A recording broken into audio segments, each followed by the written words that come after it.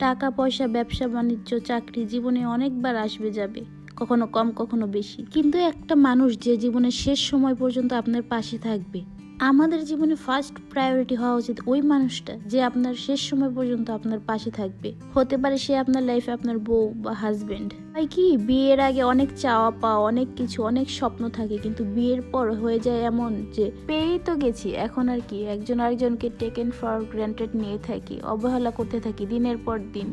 ভাবতে থাকি এখন আর ও আমাকে ছেড়ে কই যাবে, আমি ওকে ছেড়ে কই যাব। মানে এই চিন্তাগুলো আপনার রিলেশনশিপে চলে আসবে, মনে করবেন আপনার রিলেশনশিপের সব শেষের দিকে। তাই সময় থাকতে আপনার সম্পর্কের যত্ন নিন, নিজেকে ভালো রাখুন এবং অন্যকে ভালো রাখুন।